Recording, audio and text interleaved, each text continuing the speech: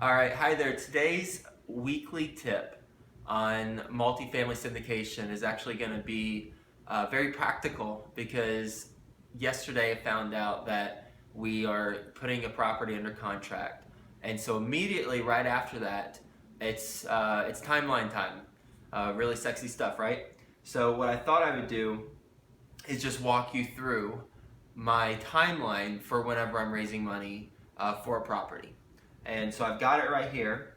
And today, as I'm recording this, it's the 9th of July.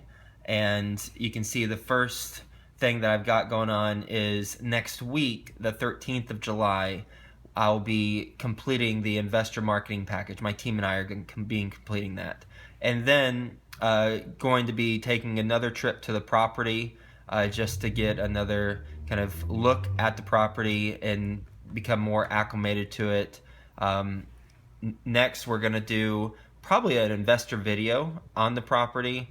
We've got like a drone that we have and fly it all around the property, and then we create a nice little investor video just for accredited investors. Then going to do a recorded conference call with investors this month. And what I found is by doing the recorded conference call, I can then, when I'm talking to investors, I can then send it to them who weren't able to attend the call. So really, really simple stuff, but something that I've learned along the way.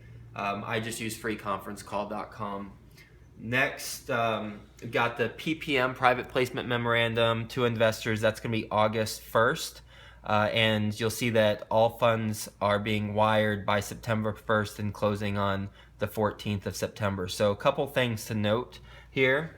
All in, it's about a say about 70, 75 day process, calendar days. And the private placement memorandum, the PPM, ideally is going to be sent out to the investors about a month and a half before closing. Now, on our last deal, there's just a lot of legal stuff that we had to fix and hone. So it was about 2.5 weeks before closing, which was challenging to get all the paperwork in that quickly. So aiming for more lead time this time. So I hope that you learned something from this timeline. I know if I was raising money and looking at someone else's timeline, it would be very helpful for me.